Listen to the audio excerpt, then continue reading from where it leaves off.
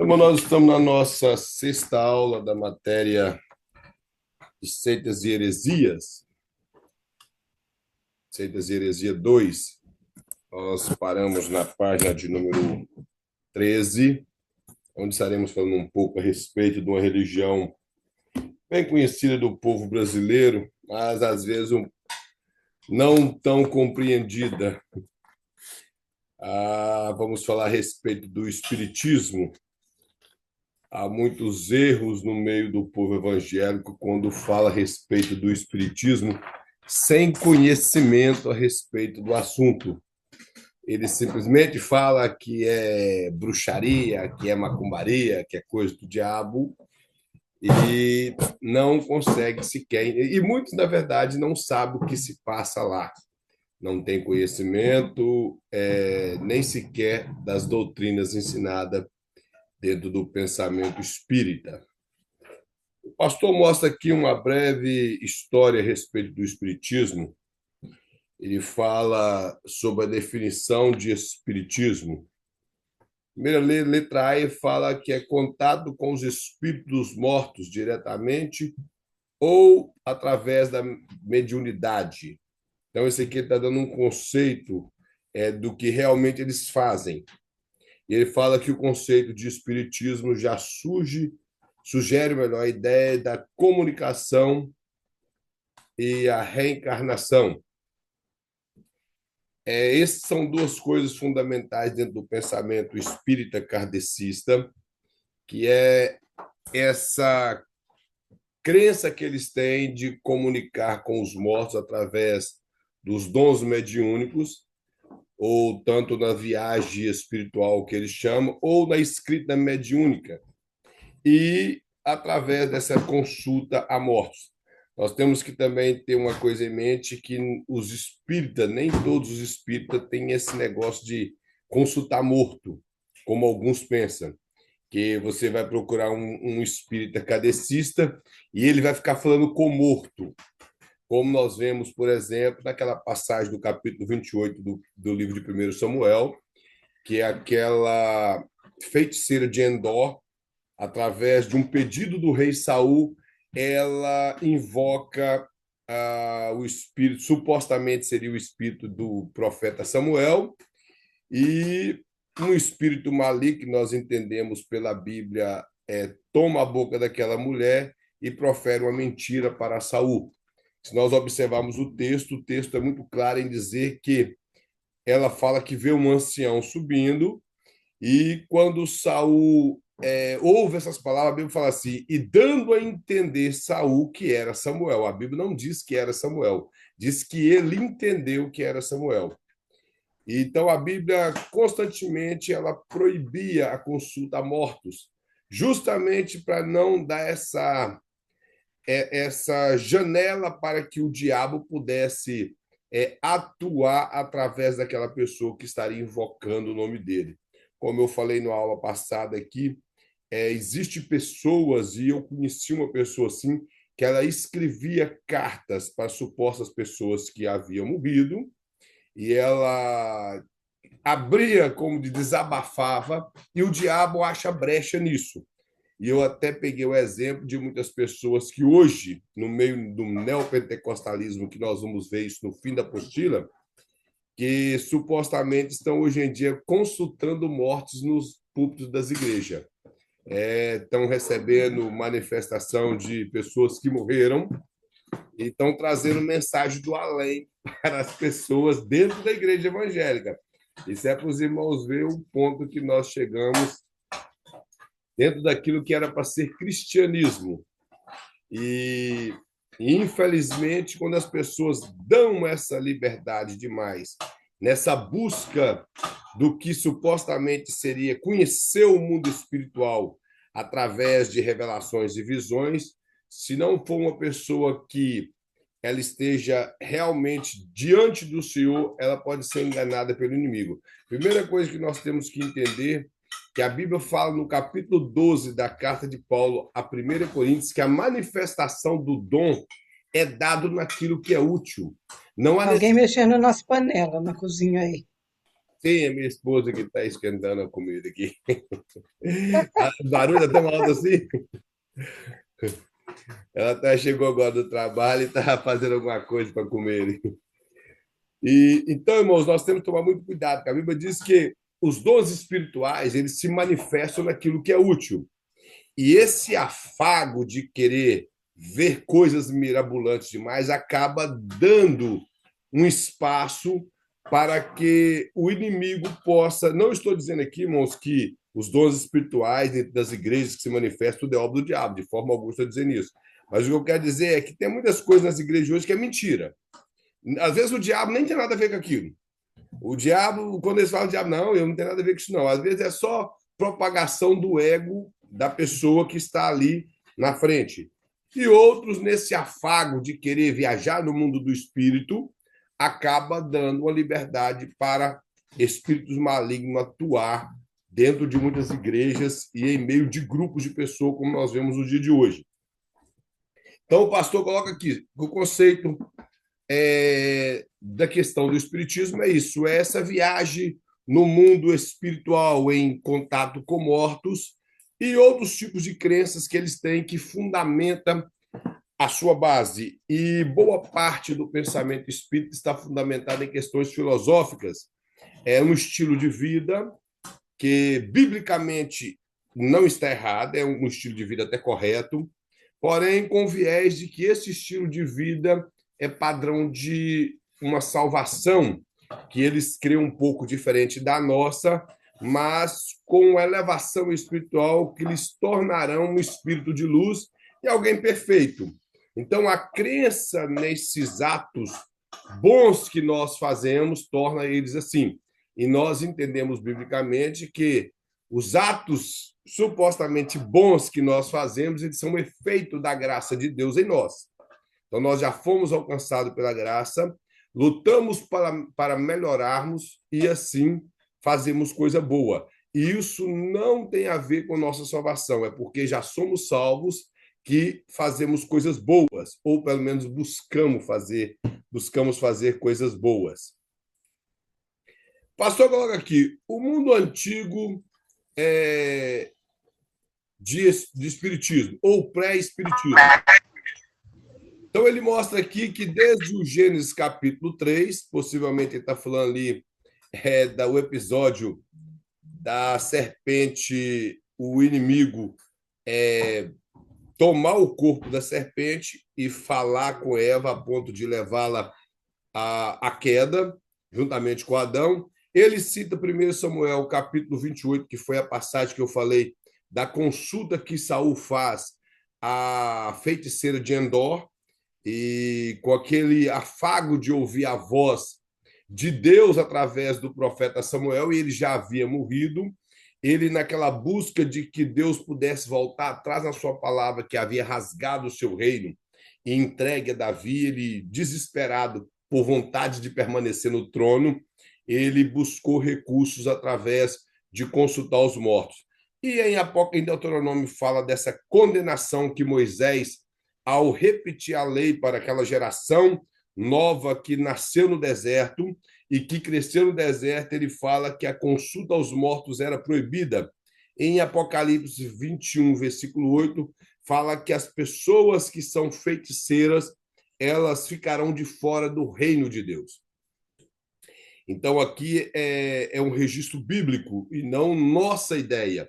Então, a Bíblia deixa muito claro, nos fins ali, quando já passou o juízo final, a entrada ao novo céu e nova terra, João vê em Apocalipse capítulo 21, versículo 8, que pessoas como ladrões, mentirosos, feiticeiros e adúlteros ficarão de fora do reino. Então, ele coloca uma classificação das quais está incluído o feiticeiro, que engloba todo tipo de arte de consultas a mortos e magia. A palavra feiticeiro, irmãos,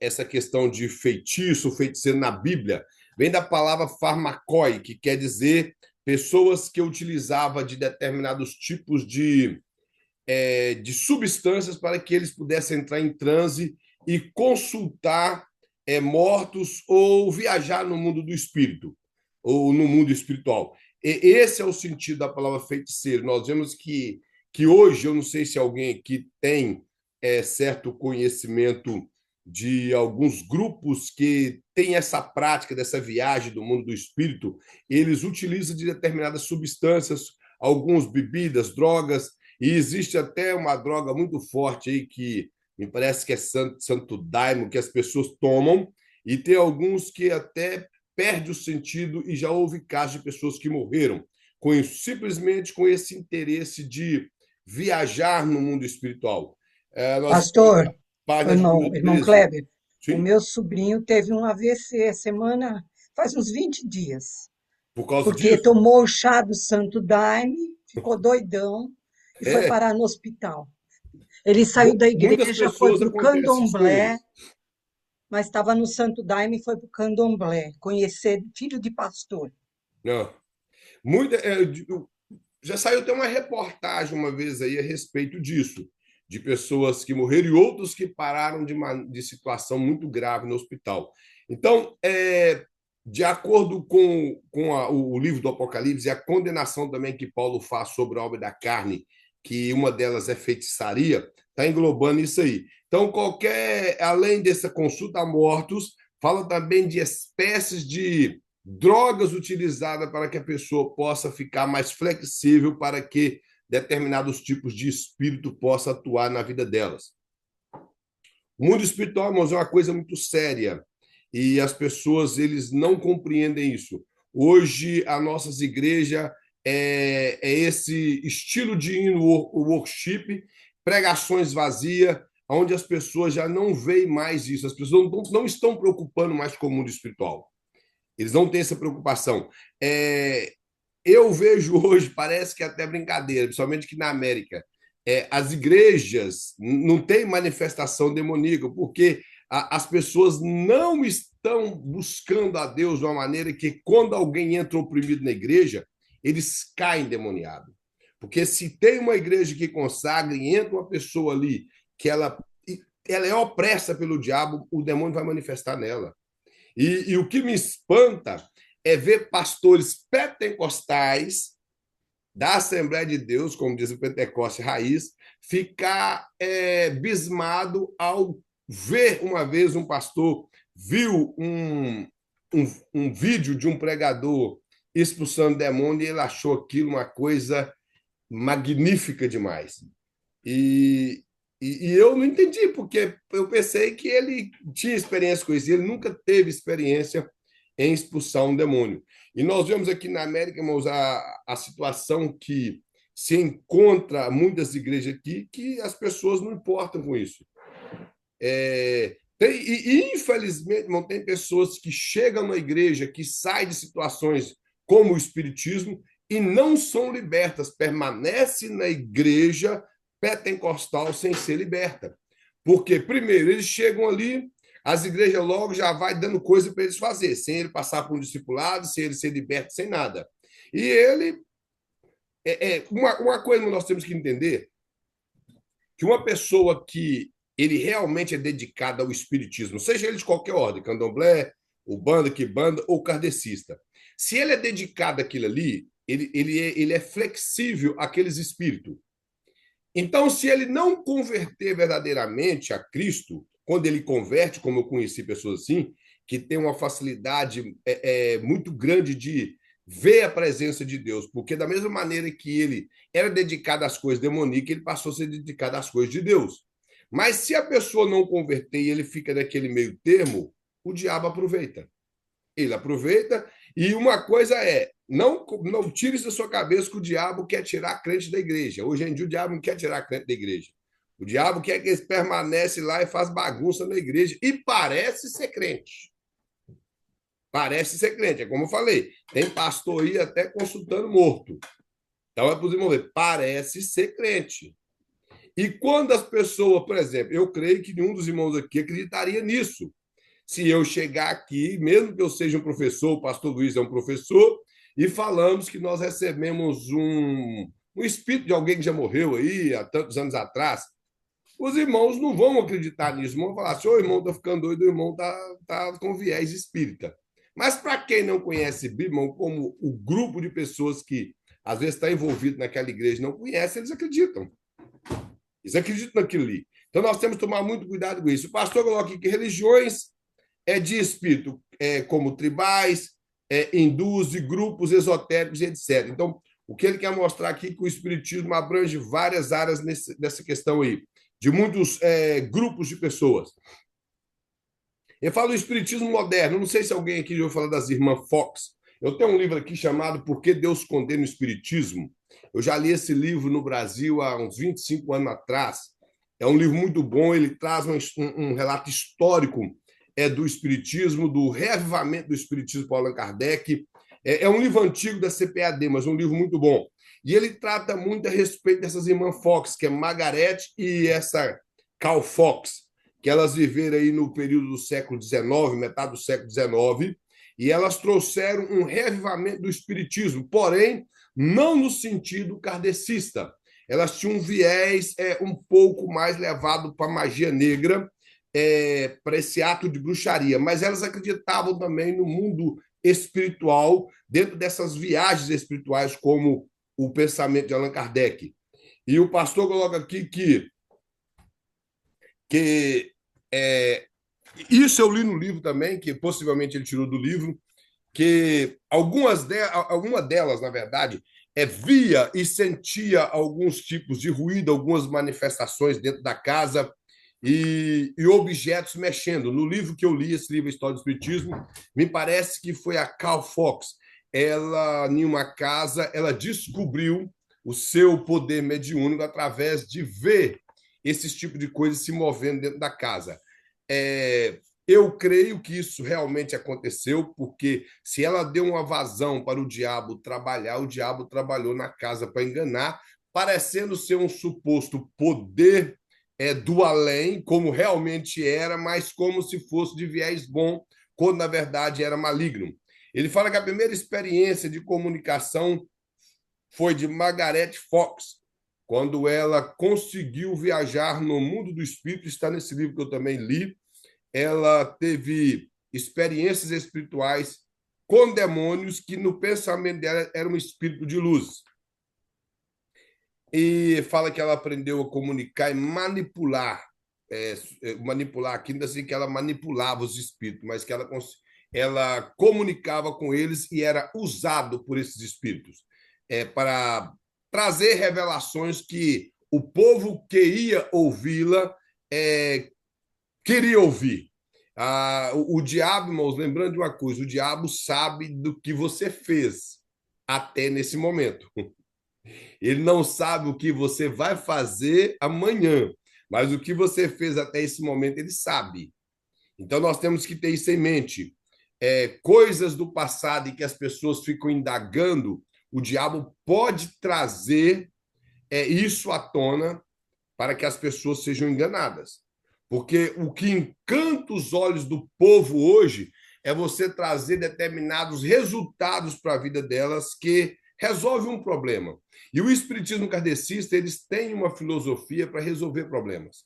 Se você está passando uma situação ruim, o médium vai te falar, isso é o processo da sua vida para você melhorar. Então, você está melhorando de vida. Isso aí é o seu karma. Isso aí é o que Deus determinou para você, porque na vida passada você era pior. Então, você tem que pagar isso. Por exemplo, o pensamento espírita a respeito de homossexuais. Eles alegam o seguinte, que uma mulher que tem viés em gostar de mulher é porque na encarnação passada dela ela foi homem e ela veio no corpo de mulher e ela não se libertou. Por isso ela deseja mulher. Da mesma sorte o homem, se ele deseja outro homem é porque na encarnação passada ele era uma mulher. E vai daí por diante. Só por cima, eu estou falando que eu convivi com pessoas espíritas, kardecistas, que era dedicado, e já li o livro dos Espíritas, o Evangelho segundo o Espiritismo, e só não li a Gênesis, mas li esses livros de Allan Kardec, e li alguns livros do Chico Xavier, que inclusive tem um livro dele que a gente não entende nada, que é chamado Paulo e Estevão. Nesse livro ele conta uma certa história fictícia que Paulo, ele depois que ele matou Estevão, ele conheceu a irmã de Estevão e ele apaixonou pela irmã de Estevão. Ele só não casou com ela porque ele trazia um peso muito grande na vida dele por ter consentido na morte de Estevão. Então, ele não tinha coragem de falar para ela e trazia esse peso sobre a vida dele. E ele chega até a falar que ele teve um caso com a irmã de Estevão, mas essa irmã de Estevão não existe, porque na Bíblia não fala dela. E isso é para os irmãos. Mas, de acordo com ele, ele alega que a Bíblia não fala, que foi o espírito de. Eu não lembro se o nome é Angélica ou Ângela, é um nome mais ou menos assim de um espírito, de uma mulher que inspirava o Chico Xavier a escrever através das suas escritas mediúnicas. Ele tinha dois espíritos que inspiravam ele, que era essa mulher, e o outro era Emmanuel. Esse Emmanuel, segundo ele, era muito rude com ele. Então, esse é o pensamento do Espiritismo. Eles trazem resposta para tudo. Uma certa vez, o próprio Chico Xavier conta isso, que ele foi visitar um preso, que esse preso havia matado 50 pessoas. E ele falou que aquilo era uma atrocidade, por que ele tinha feito aquilo. Aí diz ele que o espírito de Emmanuel falou com ele: não te preocupe, ele já melhorou bastante, que na vida passada ele tinha matado 250. Então, são respostas que, para quem está com necessidade, irmãos, aceita. Eles acham isso importante. E eu estou falando, eu já participei de reunião de espírita e o que eles anunciam lá, irmão, é algo bonito. Eles anunciam amor, um bom caráter, a caridade. Eles não anunciam nada de errado. Porém, a crença deles é que isso torna eles perfeitos. Isso vai melhorar a vida deles. Então, esse é o pensamento. Sem contar que o pensamento deles em relação à eternidade é que esse planeta que nós estamos, o planeta Terra, é o planeta de expiação. As almas que estão aqui, esse planeta está no último grau. É porque nós realmente ainda continuamos muito ruim. Aí, a partir do momento que você vai subindo de grau, você vai passando para os planetas melhores. E lá tem o umbral, esse tipo de coisa, que o umbral também é um planeta, é um local de expiação também, onde a pessoa vai melhorar mais. E vai daí por diante. Eles acreditam que João 14, que fala: na casa de meu pai há muitas moradas, essas moradas são os planetas. E os espíritos, quando vão chegar ao estado perfeito, ele vai morar em um planeta de pessoas perfeitas. E houve até uma suposta profecia do Chico Xavier em relação ao planeta Terra, que ele chegaria uma época que outros espíritos já de luz perfeito viria para esse planeta para poder ajudar a governar aqui, melhorar o povo desse local. Só que a data que ele previu já tem 10 anos que ela passou e não aconteceu. Nada veio aqui, nem ET, nem coisa nenhuma. Então, e eles não acreditam em extraterrestres, acreditam em vida em outros planetas, mas essas vidas são vidas humanas, de pessoas que morreram e que estão melhorando, por isso elas estão em outros planetas. Então, o pastor coloca aqui que em 1888 relatou que diante da Academia de Música de Nova York, tudo que era uma farsa. Então, o pastor coloca aqui que diante de tudo que as irmãs Fox elas falaram no século XIX, ainda em 1888, eles chegaram à conclusão que era uma farsa, mas elas permaneceram no auge, de maneira que elas ainda são lembradas entre os espíritas. Ok, que a pessoa mais lembrada dentro do espiritismo brasileiro é a pessoa do Chico Xavier. Para quem não sabe, ele é mais lembrado do que Allan Kardec, a pessoa do Chico Xavier. Outra que aí ele fala, o espiritismo em Allan Kardec. Ele nasceu em 1804 e faleceu em 69, de 1869. Allan Kardec, de acordo com um pastor aqui, ele colocou que o nome Hippolyte ou Hippolyte Léon Denisart Rivail. É nesse livro que eu tenho do Espiritismo, porque Deus condena o Espiritismo. A palavra, o nome Leon vem primeiro, seria Leon Hippolyte ou Hippolyte Denisart Rivail. Não se sabe qual que era o primeiro nome dele, se é Leon ou se era Hippolyte, mas isso não importa. Ele supostamente disse ser a reencarnação desse homem chamado Allan Kardec. Então, ele assume a identidade de Allan Kardec, do qual ele ficou conhecido no mundo inteiro. Por isso é chamado de espiritismo kardecista.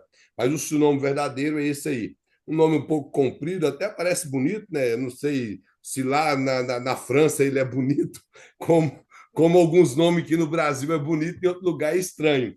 Mas o dele, para nós aqui, está até bonito. Leon Hippolyte Denisart Rivail. Ele era um médico, aqui o pastor não coloca, mas ele era um médico. Ele falava 8 línguas. Allan Kardec falava 8 línguas, era alguém muito inteligente e foi realmente alguém muito preparado para codificar o espiritismo kardecista. Ele se encontra no espiritismo devido a algumas consultas, ele se identificou melhor com o espiritismo devido ao seu pensamento filosófico, a sua maneira de crer, e ele resolveu trazer um reavivamento do espiritismo depois, porque as irmãs Fox não conseguiu fazer esse avivamento que ele fez, que nós conhecemos hoje. O pastor coloca que ele teve uma experiência sobrenatural em 1855, como eu já falei, e ele fez pergunta aos espíritos como isso, e com isso ele editou o livro dos espíritos. Uma coisa muito interessante que eu li no livro dos Espíritos de Allan Kardec é que ele, para codificar o espiritismo, ele consultou vários médiuns.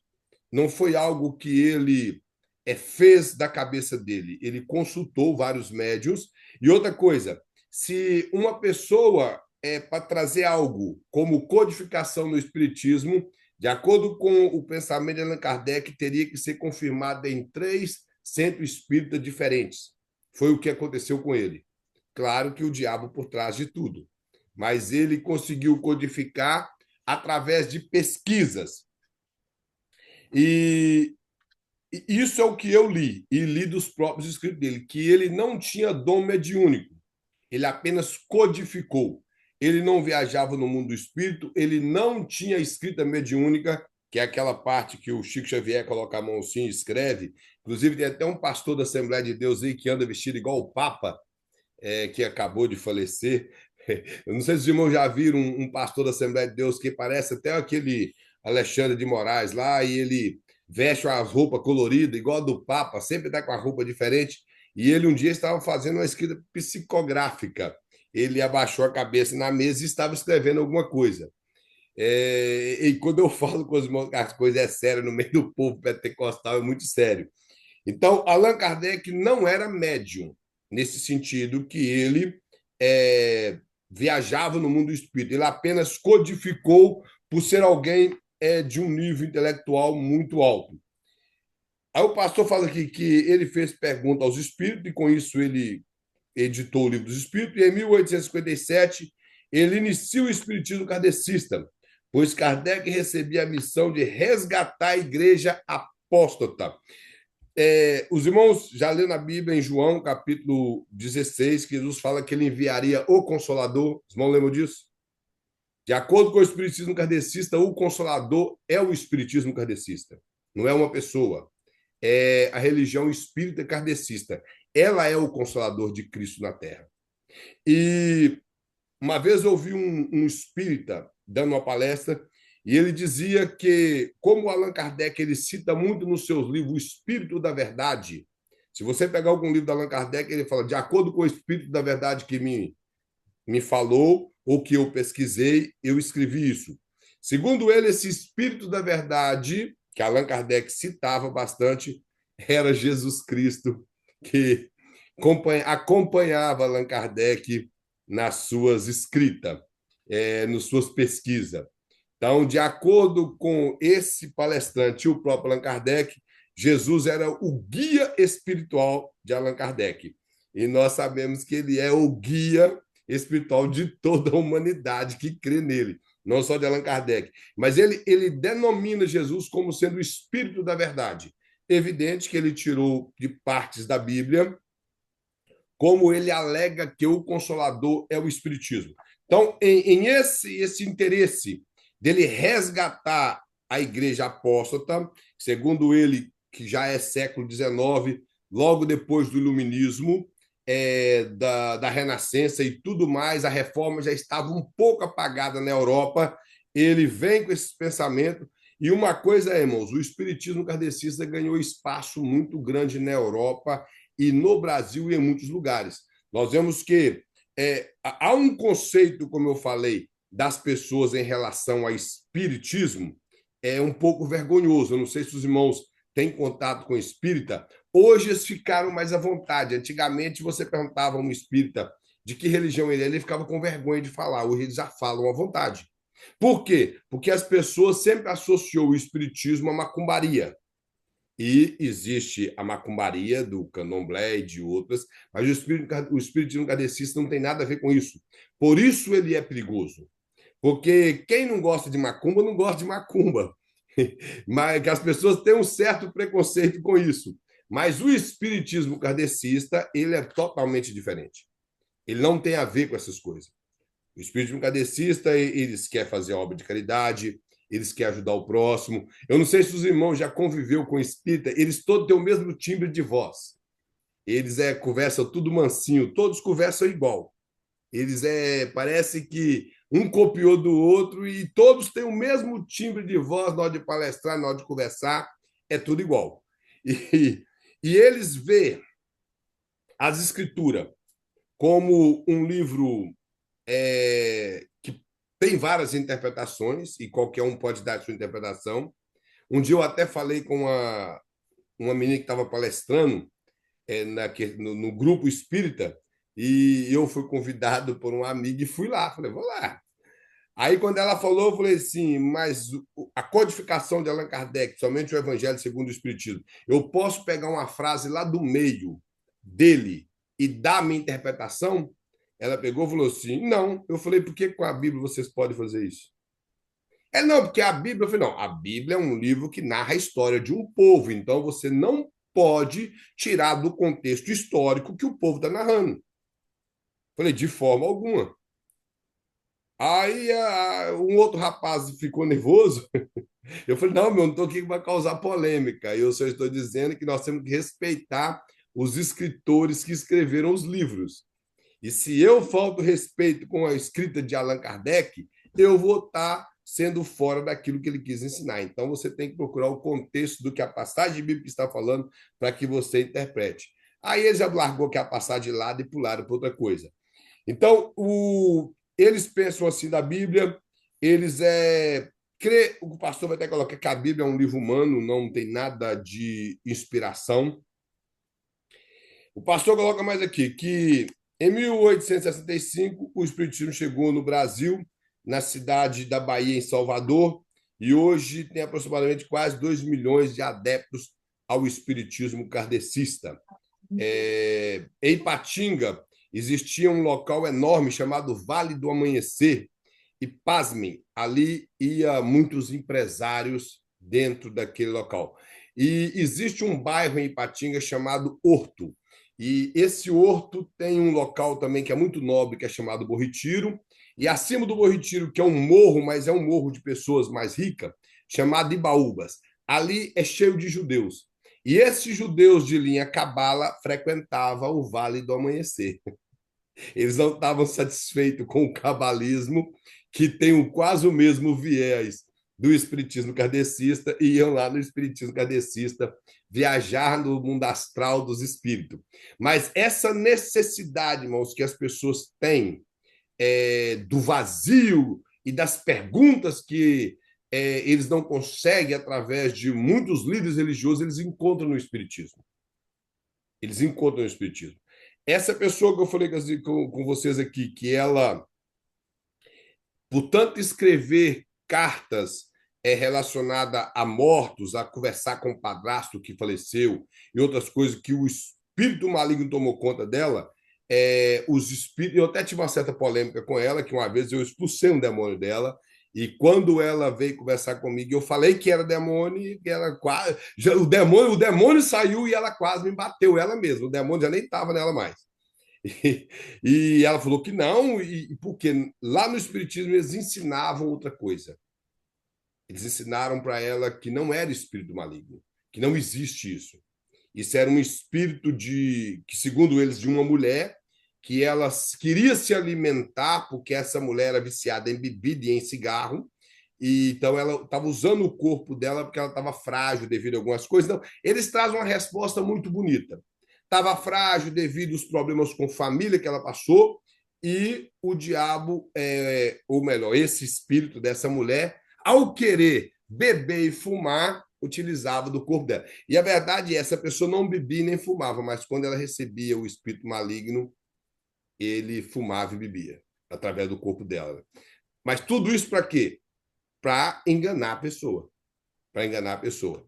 E esse desejo, irmão, de receber uma resposta daquele problema acaba levando as pessoas para o espiritismo.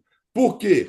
Porque muitas vezes vão na igreja que não estão preparadas, que ela disse para mim que ela frequentou 4 ou 5 igrejas evangélicas, que inclusive ela falou que foi até na Universal. Diz ela que lá eles resolviam aquele problema que eles ouviram falar. Foi lá, como os demônios lá da Universal são pagos para estar lá, o verdadeiro que foi nela, não, eles não resolveram o problema, porque ele não ganhou dinheiro para manifestar. E foi na Assembleia de Deus, também não resolveram nada. Foi em Igreja Batista tradicional, aí que não conseguiu resolver, porque eles não têm experiência com isso, não eles todos, alguns. E acabou que o resultado que ela teve, que alguém convidou para ir no Espiritismo, e quando manifestava o Espírito nela, eles faziam as rezas de lá, e o Espírito escondia e passou a ficar como que trouxe resultado para a vida dessa pessoa. É a situação que a pessoa se encontra. E nessa necessidade de respostas faz com que as pessoas vão ao Espiritismo. Se alguém aqui não conhece, eu estou te falando a verdade. Eu conheço, fui no Candomblé, Ubanda, só nunca fui em Quimbanda e já fui no Espírito Kardecista. Eles trazem resposta para tudo que a pessoa pergunta. Ele fala que o Espiritismo é o baixo espiritismo, ou o culto afro, que é o candomblé, como o pastor coloca aqui, que é essas religiões de matriz africana, que hoje em dia estão se vitimizando demais.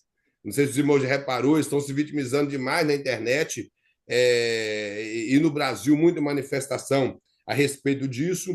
Eles é um povo em questão cultural, tem o Banda e o Kibanda. O pastor coloca aqui que dentro do pensamento da Ubanda, os espíritos são de escravos, de índios. Esse espiritismo de Ubanda, ele nasceu no Brasil, isso é novo. Me fugiu o nome agora da pessoa, um tal de Fernando alguma coisa. Isso é por volta dos anos de 1905 ou 1915.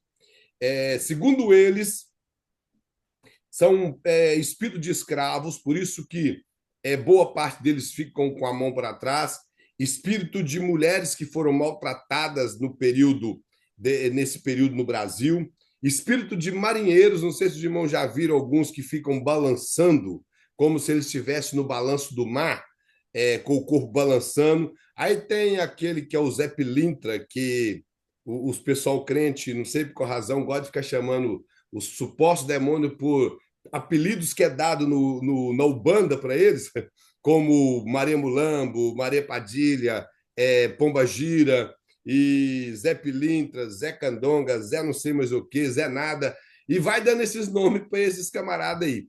Então, dentro da cultura da Ubanda, esses são espíritos que morreram através de tragédias ou de maltratos. Então, quando eles entram nas pessoas, eles vêm para poder lembrar o que eles passaram na Terra e que eles não são maus, é só um momento de manifestação para que eles possam reviver aquilo ali e depois vão embora.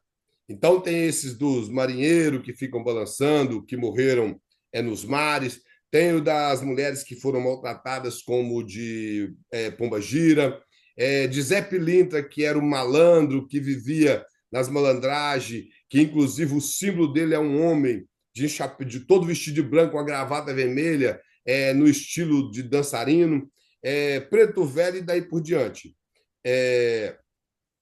Uma certa vez, essa moça que eu falei que eu expulsei um demônio dela, o demônio manifestou nela e disse que era o Preto Velho. Eu falei, eu não quero nem saber, rapaz, se você é preto velho, o que você é, não me interessa. Mas com o interesse de mentir para mim, de tentar fazer com que eu acreditasse nessa história de Preto Velho, como são manifestos lá nos locais. E lá nos locais, irmãos, deles, por exemplo, quando se manifesta lá Maria Padilha e outros, de acordo com a linha que eles dão nome, eu não sei se os irmãos já viram, a pessoa coloca a mão para trás e cai de joelho de uma vez. E aquilo não tem como ser armado, aquilo é coisa verdadeira. E são vários que caem assim de uma vez. Então é coisa muito séria. E de acordo com eles lá, no momento deles, aquilo é só um momento que o espírito vem para poder se alegrar e depois vai embora. Mas nós entendemos que isso é manifestação demoníaca e não tem nada a ver. Mas o espiritismo kardecista, que uma coisa que o candomblé, a Ubanda e a Quibanda, eles não são doutrinados. Eu não sei se os irmãos sabem disso. O único espiritismo que tem uma doutrina é o kardecista. Mas o candomblé, eles aceitam as doutrinas kardecistas. E eles adaptam na sua religião alguns pensamentos kardecistas. Os kardecistas não pegam nada nem do candomblé, nem do quibanda, nem do banda. Mas esses pegam deles. Já o Kibanda não pega nada do candomblé, do kardecista. Eles não têm interesse nisso. O pastor da coloca que o Kibanda são realizações de macumba, cultos sincréticos misturados com candomblé e indígena e coisas tais. Coisas que nós conhecemos como macumba nas encruzilhadas, que hoje em dia eu não estou preocupando mais com encruzilhada. Antigamente tinha todas essas questões místicas de encruzilhada, de galinha preta. Hoje parece que estão colocando até caldo quinó, que diz que a galinha ficou cara demais no Brasil. Então coloca o caldo quinó, tem o mesmo efeito. Eu nem sabia, diz que uma galinha para esses negócios no Brasil é quase R$ 100. Então, e sem contar que os despachos não são baratos. E uma vez, eu até contando para minha esposa, uma vez eu tive um sonho que eu andando em uma região da divisa de Ipatinga com o Coronel Fabriciano, que lá é uma área de eucalipto, por causa da Uzi Minas, e eu andava muito para aqueles eucaliptos fora, indo para Monte orar. Assembleia de Deus na região nossa permitia, algumas Assembleias de Deus não permitem, não. E eu ia lá orar, eu e um outro amigo meu, e um dia eu tive um sonho que eu passei em determinado local e tinha lá um despacho. E eu, por curiosidade, fui no local que eu tive no sonho, e lá tinha vários despachos. Vários despachos naquele lugar, vela preta, azul, amarela, branca queimada ali, resto de galinha, farofa, milho, cigarro e garrafa de bebida. As garrafas de bebida mais ruins ficavam lá, as que era mais cara, o pessoa que não estava nem com nada cachaceiro passava, pegava e levava. Levava cigarro. E já vi muitos desses bonequinhos de voodoo. Um dia eu até achei uns bonequinhos de voodoo, peguei, arranquei todos os alfinetes que estavam nele, e falei, eu vou livrar esse cidadão aqui dessas fincatas aqui. Tirei todos os alfinetes dele. Só que aí eu não sei se funcionou, depois o meu irmão pegou o bonequinho brincando e jogou ele dentro do rio. Aí eu falei, rapaz, você acabou de matar o camarada. Só que nessa época eu não era evangélico, não. Eu não era evangélico. Eu falei, agora você matou o cara, eu tô livrando o cara e você jogou o bonequinho dentro do rio. Nós achamos na beira do rio. Então, são coisas, irmãos, que funcionam. Eu não acredito que macumba pega num crente verdadeiro, um crente que busca a Deus, que devota sua vida a Deus. Mas pessoas que não têm Deus na vida, macumba pega sim. E uma vez lá no bairro onde eu morei, tinha um senhor. Esse senhor tinha um problema muito sério. E eu tinha um vizinho que ele era, não tem a ver pelo fato de ser Bahia, mas ele era baiano e foi lá para Minas muito novo, mas ele sempre tinha contato na Bahia. E ele tinha essa história de fazer macumba para os outros. E um dia ele pegou esse homem e falou que ia levar na Bahia e ia resolver o problema dele. E realmente, mas ele trouxe o homem e o homem estava são. O homem bebia, arrancava roupa, ficava perturbando os outros para rua fora, andava todo sujo. Parecia o endemoniado de Gadara. Quando ele trouxe o homem, a gente via ele sentado limpinho, não bebia mais, tudo tranquilo. Aí foi aquele alvoroço no bairro, que aquele homem, a macumbaria era boa e tudo, que aquele pensamento de macumba já era algo errado que o povo tinha. Durou 6 meses, o homem voltou às mesmas coisas. E um certo dia, um pastor da igreja quadrangular que foi para o bairro, um pastor Xisto, um grande homem de Deus, ele passou e conversou com esse homem, fez um convite a ele, e até quando eu saí do Brasil, né? Eu não sei se ele está vivo até hoje, que já era avançada idade. ele aceitou Jesus, já estava crente por mais de 5 anos e foi liberto verdadeiramente por Cristo. Porque o diabo ele não faz nada de bom para ninguém, ele só engana. Foi o que ele fez durante um período de 6 meses. Enganou esse homem, a família dele, depois ele realmente foi liberto por Jesus.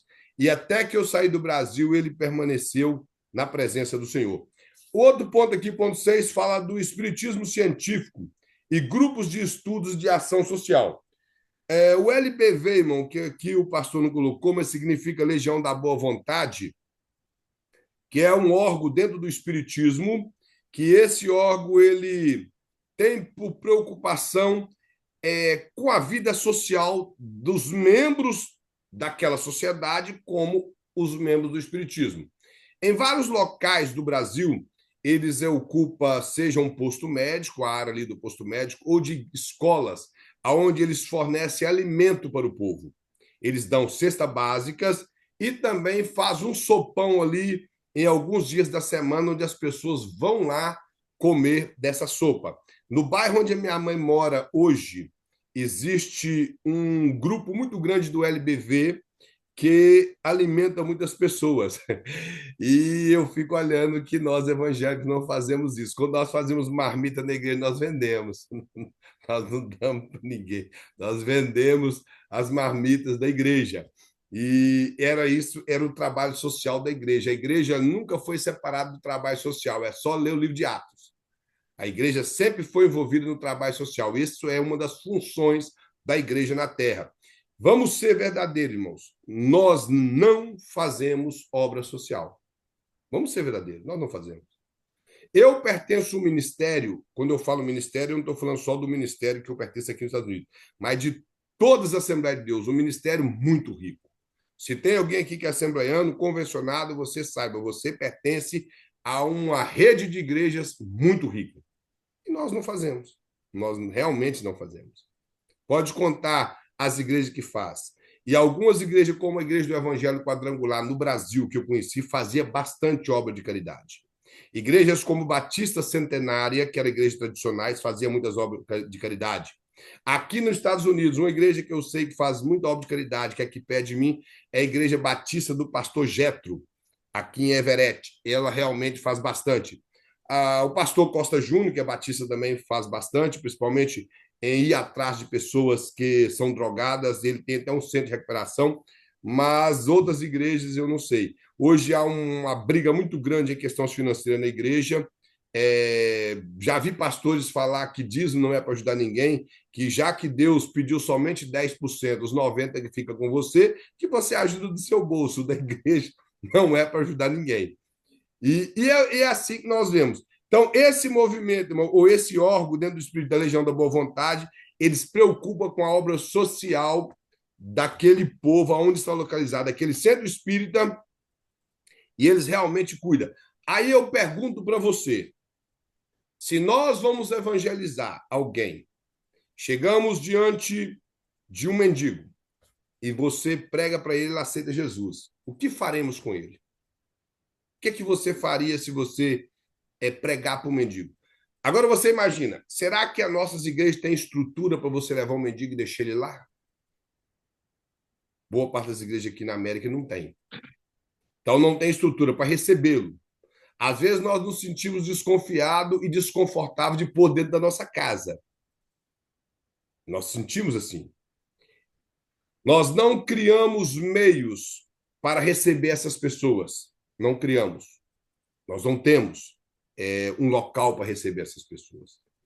Então, tudo é muito complicado e deveria ser diferente. Quando Jesus ele pregava, a Bíblia deixa muito claro que ele multiplicou pães por 2 vezes.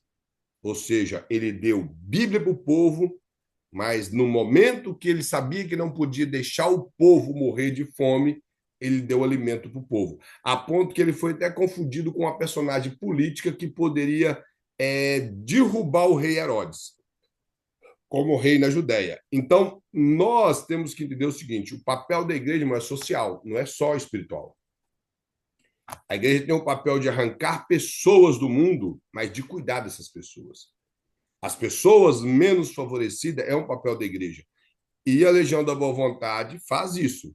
E eu não sei se eu já contei para os irmãos aqui, uma vez na igreja que eu era no Brasil, uma irmã, ela era pobre das pobres, das pobres, das pobres, que você ainda pode dividir para um monte de vezes que era o tanto que ela era pobre. Ela e a família dele, não era, o marido trabalhava, infelizmente já tinha os dois filhos que eram ladrões, que inclusive já morreram. É, os filhos trabalhavam, mas ganhava pouco. Não tinha condição. Era uma família que tinha muitos filhos. E tudo pequeno. Aqueles meninos que nasceu com 6 meses de diferença um do outro. Parece que 6 meses já engravidou, o menino estava para nascer, o outro já entrou. E assim. Então, era uma família muito pobre, mas aceitaram Jesus. Estava lá feliz, mas chegou um momento que aquele marido daquela mulher, ele ficou desempregado devido a ele estar doente. Ele trabalhava particular, então ele ficou doente. A mulher precisou de uma ajuda. Então, eles levaram a questão da mulher para uma reunião. A mulher pediu ajuda na segunda, eles levou para uma reunião que foi resolvida na quarta. E quando foi resolver para dar resposta para a mulher, já era na sexta. De segunda até sexta, irmão, todo mundo tinha morrido de fome. Aí, o que aconteceu? A Legião da Boa Vontade deu 2 cestas básicas para a mulher. Quando eles foram comunicar com ela, ela disse que já tinha, melhor, chegou, na verdade, ao ouvido, porque ela foi simples em contar para alguém que contou para um diácono que tinha a língua maior do que ele levou para o pastor. Quando foi no sábado da reunião de membros, eles excluíram a mulher porque ela tinha recebido uma cesta básica da Legião da Boa Vontade. Aí eu perguntei, então ela tinha que morrer de fome. Quase que eu fui excluído junto também. Então ela tinha que morrer de fome. Isso é o nível do povo evangélico. Eu realmente fiquei muito triste com a situação. Estou rindo aqui, mas é um caso muito sério. Na época eu fiquei muito triste com a situação. E isso não é historinha, isso é verdade que aconteceu dentro da Igreja Assembleia de Deus. Que a senhora precisou de uma cesta e foi disciplinada por esse fato. E isso faz mais ou menos 28 anos, eu nunca esqueci dessa história. É uma coisa muito séria. Então, a Legião da Boa Vontade ela tem esse trabalho de preocupar com as questões sociais das pessoas. E isso é um órgão dentro do Espiritismo. E estou dizendo sério, boa parte de locais que você vê distribuindo sopão, que eles falam, possivelmente são de grupos espíritas que estão ali para poder dar alimento para o povo. Aí tem aquelas pessoas, não estou tirando o peso disso, mas existe aqueles crentes que falam que as pessoas é doido de lá ficar tomando aquela sopa porque aquilo é oferecido para o diabo. Uma coisa é, se você sabe que é oferecido pelo diabo, você não precisa de ir lá. Mas digamos que você, por um acaso, foi no local desse e comeu uma sopa. Aí, quando você comeu, você descobriu que era do espiritismo. Você fez errado? Alguém que acha que fez errado, vai assim, Gamão. Não? Que é verdade que não. Não existe isso. Se você foi, orou, foi consagrado a Deus, a Bíblia diz que tudo recebido de ação de graça é para o louvor de Deus. O errado é você saber ir lá tentar Deus. Aí é errado. Agora, se você não sabia, comeu, não faz diferença alguma. Você orou e deu graças a Deus por aquilo. Nesse momento, Deus usa até o diabo para cuidar dos dele. Então, não tem esse negócio. Agora, que é uma ação triste para nós que somos cristãos, que batemos no peito e dizemos que somos o melhor povo da terra, quando falhamos nessa área social, nós realmente não estamos fazendo o papel de igreja verdadeira. As igrejas deveriam sair das portas dali do templo para ser igreja fora. Esse é o papel da igreja. Irmãos, o manual da igreja está em Atos dos Apóstolos. Atos dos Apóstolos. Para mim, o crente que nunca leu o livro de Atos dos Apóstolos, tem alguém que nunca leu, lê a partir de terminar essa aula. Já toma isso aí e lê. Ele está falho como crente. Ali está o nascimento da igreja, está o desenvolvimento da igreja. Ali mostra a obra verdadeira da igreja. As epístolas são doutrinárias para a igreja, mas a história da igreja está em Atos dos Apóstolos. E ali nos ensina a como portar diante da sociedade. Esse papel que nós temos como cristãos de nos prender dentro da igreja, nos alegrar com supostas manifestações carismáticas, boas pregações, boas exposições bíblicas, louvor que às vezes nem é tanto louvor, e reunimos rotineiramente. Isso para nós ficou normal, nós gostamos disso, e isso ficou somente ali, quando na verdade esse cuidado com a sociedade nós não temos. Quando eu pregava no Brasil, eu tinha uma agenda muito boa no Brasil, e eu tinha um rapaz que me acompanhava onde eu ia pregar, ele ia cantar. O nome dele é Wilson Barra. E era um cantor muito simples. E um certo dia ele criou uma dinâmica. Eu fui pregar na igreja e era um culto de missões. Então ele combinou com o dirigente das missões, porém não combinou com o pastor da igreja. Ele iria se vestir de mendigo, ia ficar nas proximidades da porta da igreja. E eu ia entrar normal como pregador, e depois, quando fosse me dada a palavra, eu estaria chamando o povo para fazer a oração após a leitura, e ele entraria. Aí eu faria toda aquela pergunta, se alguém viu ele e tal coisa. Irmãos, é vergonhoso. Só uma criança, e que quando ele foi, a mãe dele puxou ele, que foi até o rapaz, perguntou se ele estava com fome e se ele queria entrar na igreja. O pastor da igreja passou, quase pisou no rapaz e não convidou ele. E era o culto de missões. Que missão é essa? Que missão é essa? E depois ainda ele falou que ia adotar aquilo ali quando ele fosse pregar em algum lugar, que ele ia chamar alguém para fazer aquilo com ele. Aí eu falei que o rapaz não era um mendigo, que o rapaz era um cantor, e nessa hora ele tirou aquele panaiada velho de cima dele, que já estava com o microfone, que também o porteiro sabia, que o rapaz teve que comunicar com o porteiro, senão o porteiro não ia deixar ele entrar na igreja. Aí o porteiro estava com o microfone, mas entregou ele assim que ele entrou e ele começou a cantar. Aí nessa hora, olha para os irmãos ver uma coisa. Aquela igreja que ninguém convidou, todo mundo caiu no mistério. De falar em mistério, em pular, e aquele mistério todo, quando ele cantou. E o Pentecoste preso dentro de quatro paredes, isso não é Pentecoste. Pentecoste de Atos dos Apóstolos saiu. Eles estavam no cenáculo. E lá fora, no pátio do templo, as pessoas ouviram eles falar em línguas estranhas. E lá no pátio do templo que eles caminharam para lá, eles pregaram o evangelho, que quase 3.000 almas se converteram. E ali é a igreja que ele nasceu. E a Bíblia fala que ali eles começaram a cuidar do povo. Algumas pessoas que vieram de longe nem quiseram ir embora de Jerusalém, como aqueles gregos helenistas, judeus helenistas que nasceram na dispersão, nem quiseram ir embora de Jerusalém. Isso fala de cuidado. Isso é igreja.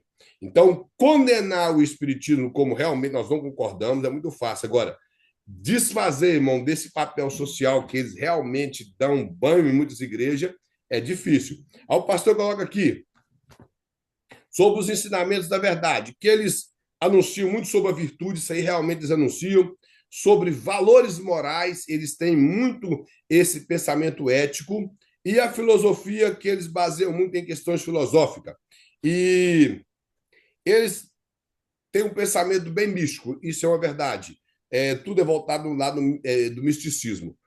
Hoje não está diferente de muitas igrejas, mas o pensamento do espiritismo kardecista é filosófico dentro do pensamento do misticismo. Mas uma coisa, irmão, que eles prezam é o valor moral da pessoa.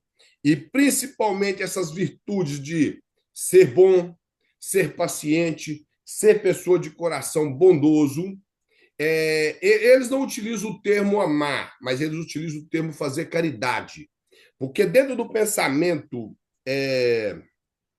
espírita, a palavra amor ela conota um peso muito grande, como realmente é verdade. Que inclusive eu já conversando com um espírita, ele falou comigo: eu acho que essa palavra que você deve amar o seu próximo, como está na Bíblia, ela não deveria estar assim. Ela deveria, tipo assim, você deve suportar, você deve tentar entendê-lo, mas não amá-lo, porque eles acham que amor é algo que somente Deus pode dispensar a alguém. E que, então, que o ser humano não tem essa condição de dispensar amor a alguém.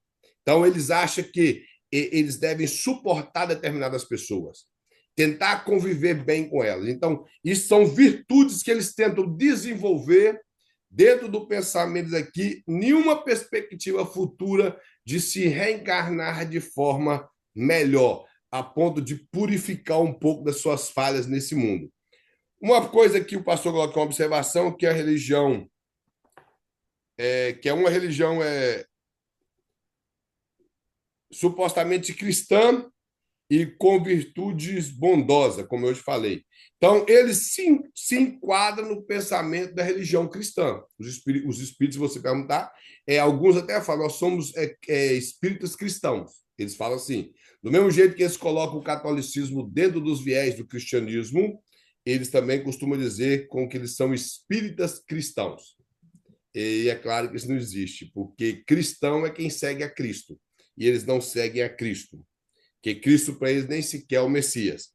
O pastor coloca aqui, irmãos, o Espiritismo e algumas doutrinas à luz das Escrituras, como as Escrituras vê alguns pensamentos dos espíritas. Ele mostra aqui o contato com os mortos, o contato que eles supostamente dizem ter com os mortos. A mediunidade é a forma de comunicação com os espíritos mortos. A letra A. A letra B fala que os espíritos protegem e consolam as pessoas, como eu falei. De acordo com esse pensamento desenvolvido e reavivado por Allan Kardec, as pessoas que têm esse dom, eles conseguem comunicar com pessoas que já morreram para trazer determinada mensagem do além para a família ou outras pessoas para que possam ter um consolo em determinada situação. E conforme o pastor coloca aqui, que esses espíritos até protegem as pessoas e consolam. Talvez você, não sei se alguém que já viu falar, já viram aquele filme As Mães de Chico. Alguém que já viu aquele filme? Que são respostas. Inclusive, existem documentários que mostram que uma pessoa foi até absolvida num tribunal de uma suposta escrita mediúnica e uma visita de um espírito de alguém que foi acusado, que foi morto, e o seu amigo estava sendo acusado e foi absolvido diante do tribunal. Isso, os irmãos podem pesquisar, que é um relato histórico no Brasil. Uma carta mediúnica foi aceita como documento para isentar alguém de uma prisão. Então, só para os irmãos ver o nível. Possivelmente, esse episódio ocorreu com ação diabólica para que o espiritismo pudesse ter força no Brasil. Os irmãos podem pesquisar que isso tem na internet. Uma pessoa que foi absolvida de um crime, não se sabe se ela cometeu o crime, eu não estou dizendo que ela cometeu, porque a suposta pessoa que morreu manifestou-se para Chico Xavier, o Francisco Cândido Xavier, que era mineiro, e ele escreveu essa carta mostrando que aquela pessoa era inocente e foi aceito nos tribunais. Fala da reencarnação. E mostra que a reencarnação faz parte dos dogmas, primeiro dos dogmas judaicos, sobre o nome de ressurreição. Aí fala, a ressurreição é a volta da alma ou espírito à vida corporal, mas em outro corpo novamente formado para ele que nada tem a ver em comum com o antigo, de acordo com o Evangelho do Espiritismo.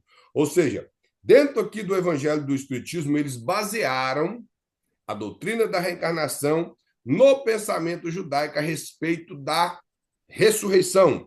Porém, ressurreição é uma coisa, reencarnação é outra coisa completamente diferente. Que, inclusive, eles utilizam aquele versículo de o homem pode nascer de novo, nascer novamente. E um dia um rapaz perguntando para mim, eu peguei e falei assim, mas vamos ler o resto da passagem. Quando leu, ele ficou meio embananado. Ele falou, mas e Elias? João Batista é a reencarnação de Elias. Eu falei, então vamos lá.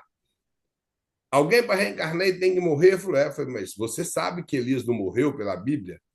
Aí já ficou sem graça também. Eu peguei e falei assim, então os versículos que você está usando não faz jus à doutrina que vocês querem ensinar. Se João Batista é a reencarnação de Elias, Elias não morreu. E se a conversa de Nicodemos com Jesus tem a ver com reencarnação, você vai ler o texto que não tem a ver com mudança interior e não com nascer de novo, literalmente, sim com nascer do espírito, tem a ver com mudança no interior.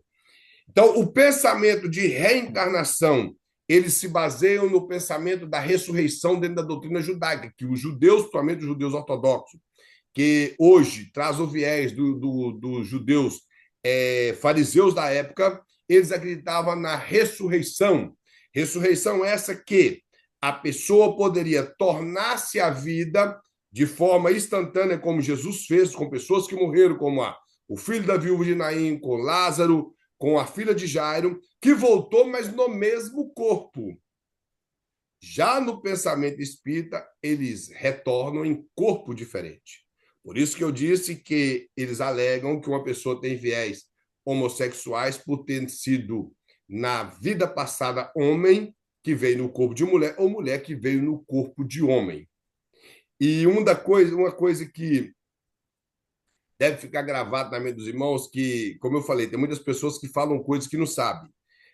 Um tempo atrás, até uns 2 anos, eu ouvi um pastor dando um ensinamento da doutrina das Assembleias de Deus, melhor, da Escola da Assembleia de Deus, falando de espiritismo, não estava na lição, mas ele quis falar de uma coisa que ele não conhece e disse que os espíritas pregam que as pessoas reencarnam em barata, em mosquito, em grilo e coisa tal. E isso é mentira. O espiritismo kardecista prega que as pessoas reencarnam em corpo humano. É uma doutrina antiga do hinduísmo. O hinduísmo aceita a reencarnação em qualquer coisa, dentro de insetos até animais maiores, e como também em pessoas. Boa parte da crença deles é mais animal do que em pessoa. Então, irmão Kleber, o espiritismo aqui, pelo menos que eu sei, que eles falam, eles têm, pelo menos eu tenho uma colega que trabalhou comigo, que é espírita, além de espírita também é homossexual também.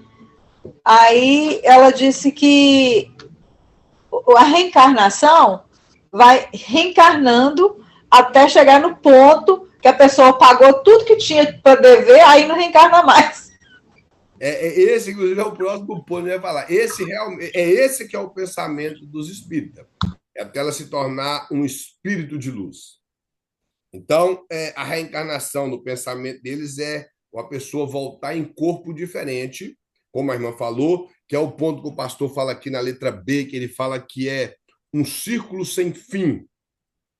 Morte e volta em outro corpo. Então, é algo que vai acontecendo constantemente, vai passando até a pessoa se tornar um espírito perfeito, de luz, e não reencarnar mais. Esse é o pensamento deles. Uma vez eu fui trabalhar lá em Springfield, e veio um rapaz de Canérica e o patrão deu help para ele trabalhar com nós. Então, ele foi trabalhar uns dias, e no terceiro dia ele não aguentou. Dentro da van, todo mundo dentro da van, ele virou e falou assim: quantos aqui são religiosos? Aí ninguém levantou a mão, nem eu não sou religioso. Eu falei: por quê? Ele falou: porque eu tenho uma religião. Eu falei: bom, que religião você? Ele falou: eu sou espírita. Eu falei: rapaz, que benção, eu sou evangélico. Aí de que igreja? Eu falei: da Assembleia de Deus. Aí ele até falou assim: é pesado, né? Eu falei: o que é pesado? Assembleia de Deus ou eu sou evangélico? Ele falou: não, nada não. E ali ele conversou um pouco, depois ele começou a falar do espiritismo, e eu falei com ele do espiritismo, de Allan Kardec, tudo falei, ainda perguntei de que ele era, ele falou que era Allan Kardec, e ele começou a falar, e eu falei com ele: olha, eu particularmente acredito na Bíblia. A Bíblia ensina que o homem só vai ressuscitar para a vida eterna se ele serve a Cristo, e para a condenação eterna se ele rejeitou a cruz de Cristo. E falei que ele perguntou se eu acreditava na reencarnação, falei que não, que eu acredito em ressurreição. Ele disse que acha muito pouco tempo e que Deus ele não é injusto em deixar uma pessoa viver até 80 anos, que é um tempo muito curto para ele acertar as coisas da vida. Eu peguei e falei: primeiro, você pode viver 1000 anos, você nunca vai acertar as coisas da vida pela sua força, se você não depender da graça de Deus. Falei: os primeiros homens viveram, em média, até 950 anos. Era a média dos homens viver. O que viveu mais viveu 969 anos, o segundo viveu 967. Falei: e mesmo assim eles cometeram coisas erradas. viviam fazendo coisas erradas. Falei, se não é o tempo, é a nossa condição de ceder à voz de Deus. É se você quer ceder à voz de Deus, não é o tempo que te torna dessa forma que você está falando. E ele disse, eu acho muito injusto. Eu falei, eu não acho. Falei, primeiro que Deus não deve nada para nós. O injusto seria se nós fôssemos perfeitos e dignos das coisas e Deus nos negasse. Mas Deus não está negando nada para nós que nós merecemos. Falei, porque o que nós merecíamos era a morte. Aí ele pegou e falou, mas eu acho injusto. Eu falei, deixa eu te explicar uma coisa. Se eu acreditasse na reencarnação, de acordo com o ponto B que o pastor falou aqui, que é um círculo sem fim, eu acho que a reencarnação, irmãos, seria um castigo muito grande. Preste atenção numa coisa. Você é ruim, aí você reencarna. Ruim de novo. E você segue um ciclo vicioso de milhares de anos, sendo sempre ruim.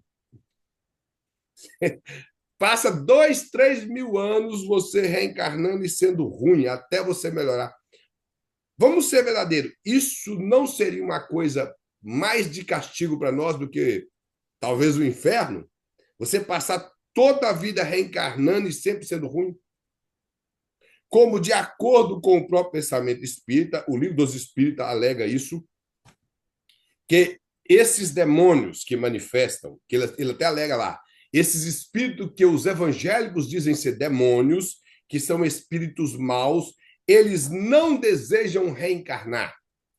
Aí no pensamento deles é que os que nós chamamos de anjo são os espíritos de luz que se tornaram perfeitos. E esses que nós chamamos de demônios são espíritos que não querem mais encarnar, eles se adaptaram àquele mundo, como a irmã até falou na aula passada, que são como parasitas, que eles se alimentam de corpos. Então, eles precisam, eu até falei no início, precisam de corpos para se alimentar, como dançar, prostituir, beber e fumar. E a pessoa que estava palestrando, como a irmã falou, era uma mulher espírita. Então, eles querem alegar esse sentido, que os demônios são espíritos desencarnados, que, na realidade, faz jus ao termo grego. O termo grego tem a ver com isso, espíritos desencarnados. Porém, eles alegam que esses demônios são esses espíritos de pessoas que já morreram e que não querem mais encarnar. Então, eles vivem assim, eles precisam de se alimentar, e ao precisar de se alimentar, vez ou outra, eles pegam o corpo de alguém que se encontra fraco. Eles alegam o seguinte, se encontra fraco. E essa pessoa que se encontra fraco, o demônio aproveita dela, esse espírito aproveita para fazer isso. E a letra B, o pastor coloca aqui, a reencarnação tem a ver com a lei do karma, como a nossa irmã falou. É aquela coisa que a pessoa fez e ele vai pagar por aquilo. Uma coisa que os espíritos acreditam muito, que eles chamam de lei do karma, é a lei da semeadura, que está em Gálatas 6, versículo 7, que nós acreditamos como lei da semeadura. Eles acreditam dessa forma, que a lei do karma, a pessoa vai passando por esse processo de reencarnação para ir melhorando a cada dia, a cada momento, e, pasmem, alguns deles acreditam que tem pessoas que pioram. Ele reencarna e acaba piorando. E tem uma coisa, eles pagam, como a lei do karma, é o seguinte, eu já vi uma história de um espírita que ele veio cego porque numa encarnação passada, que ele alega ser a tal pessoa, ele furou o olho de alguém. Aí, na encarnação que ele veio cego por essa razão, porque na passada ele furou o olho de alguém. Uma vez eu ouvi uma palestra do Divaldo Santos, esse que ocupou o lugar de Chico Xavier no Brasil. E ele disse que ele encontrou uma vez com um padre, e esse padre tinha um ódio muito grande dele. E um certo dia ele viajou no mundo do espírito e, para os meados do século XVIII, por volta dos anos de 1700 alguma coisa, ele reencontrou com esse padre. E esse padre era um plebeu e ele era um cavaleiro, ele maltratou muito esse padre numa vida passada, por isso que o padre tinha muita raiva dele. E ele conta, e tinha muitas pessoas ouvindo ele, ficam boquiaberta com aquela história. Então, esse pensamento do karma é isso, a pessoa vai passando por esse processo e ele pode vir com determinados defeitos, determinadas coisas, porque ele está pagando por que ele fez na vida passada. Isso vai lhe tornar uma pessoa melhor. Aí o pastor coloca aqui o que a Bíblia diz, todos os ressuscitados na Bíblia voltaram no mesmo corpo. O que o pastor quer mostrar é o seguinte, que de acordo com o pensamento kardecista, que do mesmo jeito que a ressurreição na teologia judaica, assim é a reencarnação. Então, o pastor está mostrando que a Bíblia afirma que todos voltaram no mesmo corpo. Ninguém voltou em corpo diferente. Filha de Jairo, o filho da Sunamita, o filho da mulher de Serepta, a filha da viúva de Naim, Lázaro, todos voltaram no mesmo corpo. O próprio Jesus que ressuscitou voltou no mesmo corpo. E até aqueles santos que a Bíblia não dá nome, que está lá no capítulo 28 de Mateus, que quando Jesus, 27, Jesus morreu, a Bíblia fala que, ao dizer, em tuas mãos eu entrego meu espírito, o sol escureceu, as pedras rachou, houve terremoto, e fala, e corpos de santos ressuscitaram e permaneceram no sepulcro até que Jesus fosse ressuscitado. Quando Jesus saiu da sepultura, aqueles corpos que nós não sabemos quais pessoas eram, também saíram e andaram em Jerusalém. Há uma crença que esses corpos são de pessoas que receberam corpos glorificados e foram para o céu com Cristo, mas não há registro bíblico para isso. E há uma crença que essas pessoas foram ressuscitadas e morreram novamente. Eu, particularmente, acredito nessa segunda parte. Se alguém crê diferente, eu respeito. Dentro do pensamento assembleiano, eles acreditam que eles foram para o céu com o corpo de glória. Mas aí, dentro da escatologia bíblica, se perde um pouco. Se perde um pouco, porque Jesus é a primícia das ressurreições. Então, ele é o único que ressuscitou com o corpo glorificado. Então, fica um pouco fora do padrão escatológico. Mas a Bíblia mostra que todos que ressuscitaram, ressuscitaram no próprio corpo. Aí o pastor coloca aqui, se nós lemos em Lucas, não há ressurreição. Ele está falando daquela passagem conhecida do rico e Lázaro. Esse Lázaro nada tem a ver com Lázaro, irmão de Maria. Esse Lázaro era um mendigo, irmão de Maria, pelo que nós entendemos, eles tinham condições financeiras muito boas, então não tem a ver com a mesma pessoa, sem contar a própria localidade, não era a mesma pessoa. Ele mostra que a situação, que eu creio que aqui na sala os irmãos têm conhecimento dessa passagem, que o rico gozava de uma boa vida e sequer Lázaro poderia comer das migalhas que caía da mesa dele, junto com os cachorros, a ponto que os dois morreram, um foi levado para o seio de Abraão e o outro para o Hades, que ali é um local de tormento.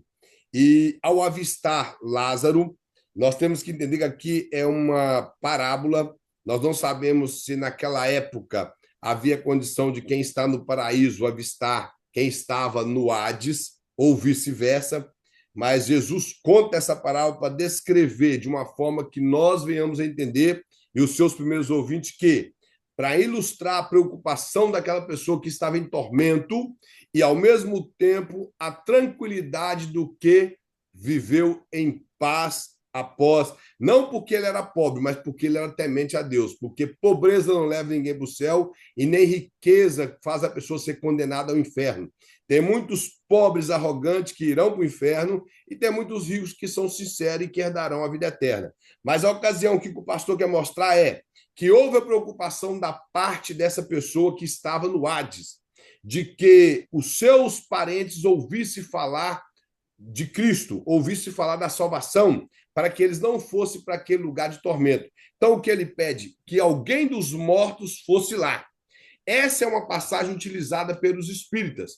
Porém, o versículo 31, Jesus dá uma clareza muito grande na passagem, quando ele fala assim, que o pai Abraão disse, nem se alguém ressuscitar dos mortos e não reencarnar, nem se alguém ressuscitar dos mortos e for falar com seus parentes, vai resolver, porque eles têm a lei e os profetas, mostrando que a Bíblia fala mais alto do que milagre.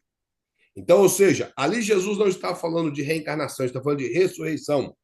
Outra passagem que é o termo muito usado por todo mundo, como está ordenado a morrer uma só vez, seguindo depois o juízo, está em Hebreus 9, 27. Em Apocalipse 6, 9, que é aquela passagem que os mortos da grande tribulação clamavam debaixo do altar, claro que isso é simbólico, a respeito da punição às pessoas que estavam perseguindo o povo de Deus. Isso implica que essas almas estavam conscientes. Não existia sono da alma, não existia essas coisas. Estavam conscientes, por isso elas clamavam por uma punição para as pessoas que maltratavam o povo de Deus. E outra coisa, irmãos, que dentro do pensamento espírita existe, que eles são dicotômicos, eles não acreditam na tricotomia como boa parte do povo pentecostal acredita. Eles acreditam que espírito e alma, na verdade, não é a mesma coisa. Eles acreditam que o homem ele é corpo e espírito, que não existe negócio de alma, ele é somente corpo e espírito. Por isso eles falam de espírito desencarnado e espírito que vai encarnar. Eles não acreditam em alma. Eles mostram aqui, ó, acreditam, como eu falei, que a Bíblia é um livro de produção humana, e ela contém erros. Como eu já disse, irmão, na aula passada, a Bíblia não contém erro, basta nós termos um bom interesse, com uma boa hermenêutica, acharemos solução para aqueles versículos um pouco obscuros na Bíblia. Que todos vão para o céu, ou o mundo dos espíritos, que não tem a ver com esse céu que nós acreditamos na Bíblia, e pelo menos o que está na Bíblia. É claro que muitos crentes têm uma visão estranha do céu, mas o que a Bíblia apresenta como novo céu e nova terra não é a crença dos espíritas. E eles acreditam que todas as pessoas irão morar no céu. E existe até alguns cristãos, irmãos, alguns pastores renomados que acreditam nessa salvação para todos. Universalismo, que é chamado, que todos serão salvos. Então, o pensamento espírita é esse, universalista. Eles cultuam imagens e os espíritos guias e anjos. Só que anjos aqui, irmãos, não tem a ver com anjos, como eu falei. O anjo no pensamento espírita são espíritos iluminados e não anjos, na nossa crença de ser criaturas de Deus que ou somente têm corpos espirituais que são criados antes de nós. No pensamento espírita, esses anjos são reencarnações de pessoas que foram melhorando e se tornou esse espírito de luz, o qual Jesus é do mesmo patamar, é igual a eles. Então, evangelista, sim? Deve ser mesmo. Reencarnação dos anjos caídos. Pode ser. Reencarnação dos anjos caídos, não tem outra explicação. Tá que for. E realmente, irmão, dentro do espiritismo kardecista, eles têm um certo viés com imagens, com outros nomes, mas tem. Mas alguns pontos da Umbanda e do Candomblé também têm imagens que a Igreja Católica faz uso, eles também fazem. Que, inclusive, a Igreja Católica eles desbeatificou o São Jorge, mas lá no Candomblé o São Jorge permanece como lá o São Jorge guerreiro e guia de muitos, e protetor de muitos. Mas na Igreja Católica eles arrancaram ele já não é santo mais não, tem muitos anos. E outra coisa, eu não sei se os irmãos sabem, o São Jorge, adorado no Espiritismo da Igreja Católica, era uma pessoa verdadeira. Os irmãos sabiam disso? Sabia que o São Jorge ele era um cavaleiro que lutou pelas tropas turcas e foi uma boa pessoa, de bom coração, quase parecido com o Francisco de Assis. Por isso ele se tornou santo.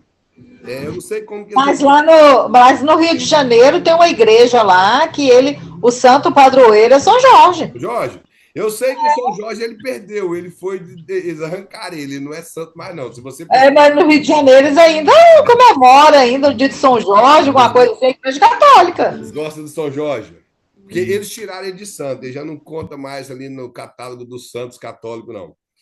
Mas no Candomblé ele permanece lá como São Jorge guerreiro, guia de muitos. Mas o que eu estou dizendo é o seguinte: esse Jorge ele era um soldado na Capadócia, na Turquia. Então ele lutou em prol do exército da Capadócia e foi alguém de muito destaque. E por fazer boas obras, a Igreja Católica incluiu ele ali no catálogo de santo. e foi um bom tempo adorado como santo lá, mas depois ele acabou perdendo os poderes e arrancaram ele de lá. Ele já não é mais um santo adorado pela Igreja Católica. Para terminar, o pastor coloca aqui que Jesus é um espírito evoluído e foi um homem especial. Toda vez que você ouvir alguém falar de Jesus, algum espírita, ele vai falar nesse sentido, que ele foi uma pessoa muito boa, que não houve homem igual a ele na Terra, mas eles não reconhecem ele como Messias e tampouco como Deus.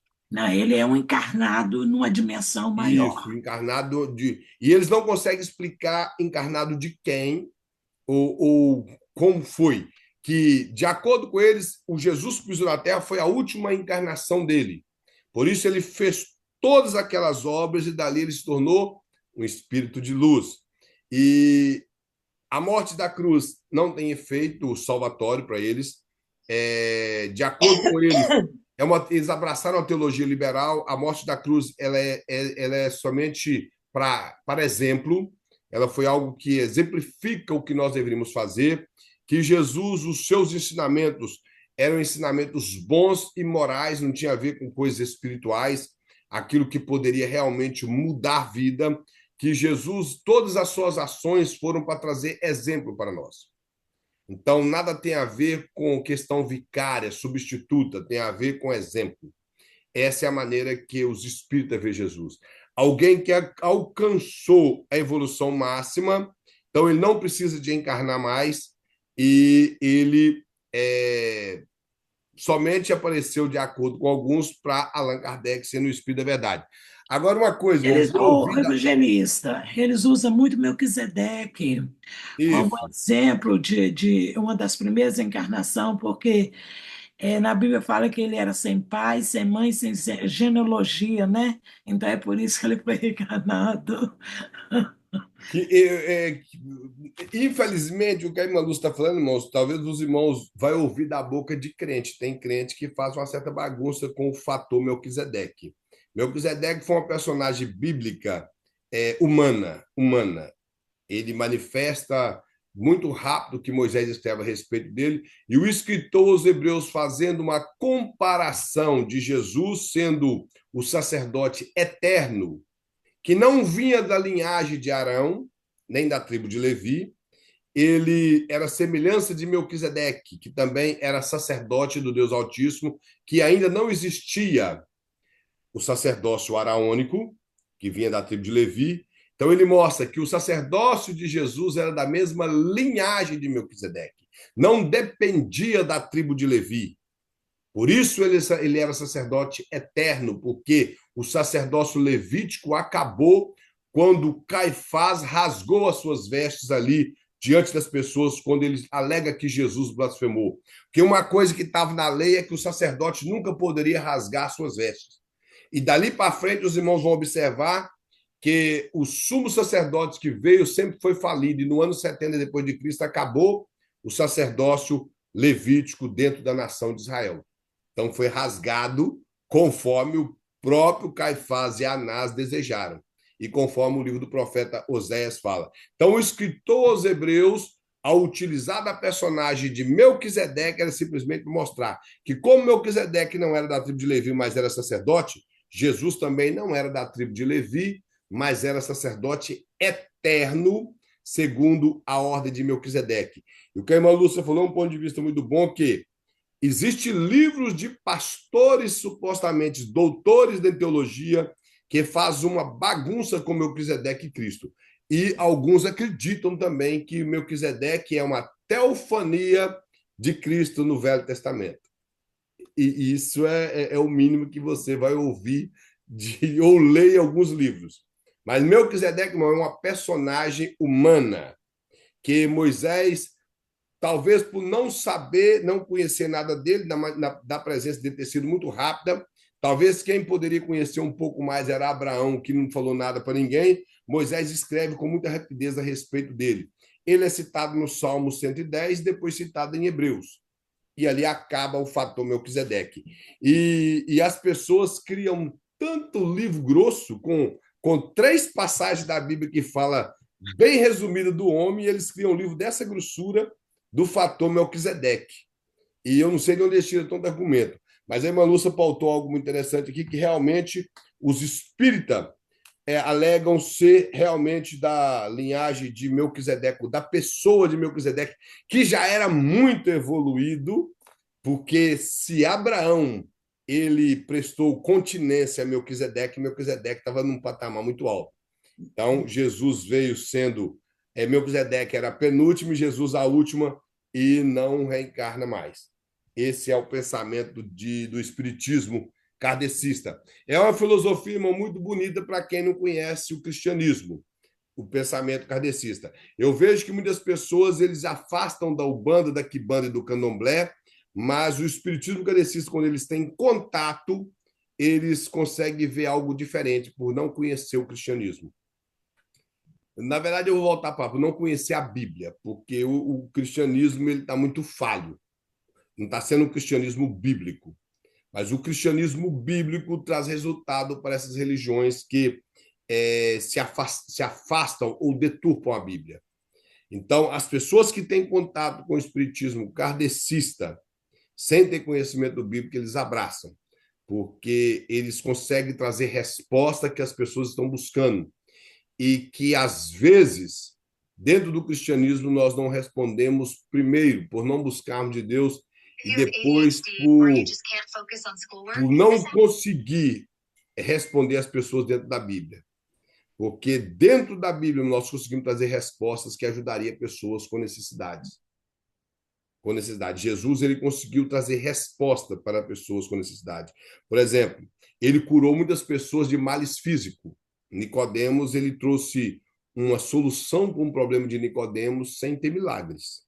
Não houve milagres. Vamos reparar isso na Bíblia? Não teve milagres. A mulher samaritana não teve milagres. Não teve. Então, Jesus não... o milagre da salvação, né? Isso. Jesus não somente fez milagre para ganhar pessoas. E outra coisa, os milagres que Jesus fez nem sempre ganhou todo mundo. É só ler João 6. Que quando Jesus multiplicou o pão, o povão encheu a barriga. E quando Jesus começou a falar, olha, você está vendo esse pão que vocês estão comendo aí, né? Isso alimenta o corpo.